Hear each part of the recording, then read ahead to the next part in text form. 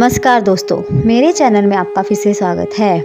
दोस्तों, भगवान कृष्ण से जुड़े ऐसे कई रहस्य हैं जिनके बारे में बहुत ही कम लोग जानते हैं। ऐसा ही एक रहस्य है उनके पुत्र से जुड़ा, जिनके बारे में कहा जाता है कि भगवान कृष्ण ने गुस्से में अपने ही पुत्र सांबा को कोढ़ी होने का श्राप दे दिया था। इसके पीछे की कहानी बहुत ही रोचक है।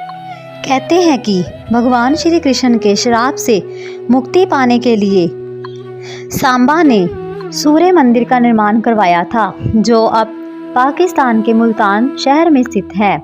इस सूर्य मंदिर को आदित्य मंदिर के नाम से भी जाना जाता है। दोस्तों, कहानी सुनने से पहले प्लीज़ आप मेरे चैनल को सब्सक्राइब करना ना भूलें। तो चलिए शुरू करते हैं। वैसे तो श्री कृष्ण की कई रानियां थी, जिनमें से एक जाम्बवत की पुत्री जामवंती थी। श्री कृष्ण और जामवंती के विवाह के पीछे भी एक कहानी है।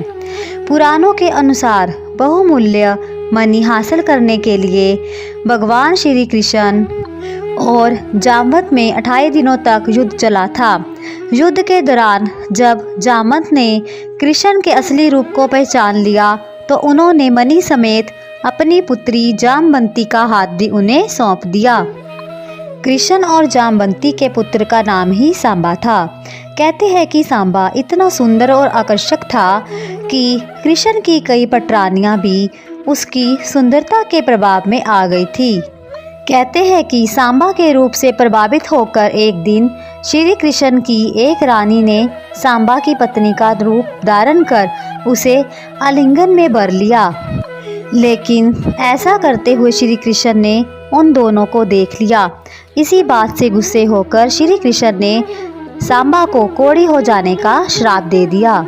यह सुनकर सांबा विचलित हो गए। उन्होंने पिता को सच्ची कहानी बताई।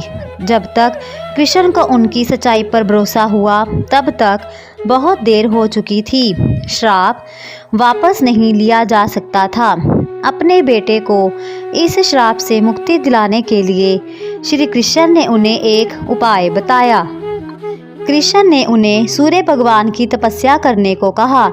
वही इतने शक्तिशाली थे जो सांबा को इस श्राप से मुक्ति दिला सकते थे। उनका कहा मानकर सांबा ने सूर्य देव की उपासना की। उनका चंद्रभागा नदी के किनारे मंदिर भी बनवाया और सांबा ने सूर्य देव की 12 सालों तक तपस्या भी की थी। माना जाता है कि सूर्य देव ने सांबा की कड़ी तपस्या से खुश होकर उन्हें कोढ़ मुक्त जीवन जीने के लिए नदी में स्नान करने को कहा। आज भी चंद्रभागा नदी को कोढ़ ठीक करने वाली नदी कहा जाता है। इस नदी में स्नान करने से व्यक्ति जल्दी ठीक हो जाता है। तो दोस्तों, ये थी श्री कृष्ण की कहानी। ऐसी और कहानियाँ जानने के लिए प्लीज़ आप मेरे चैनल को लाइक, शेयर और सब्सक्राइब करना ना भूलें। धन्यवाद। जय श्री कृष्ण।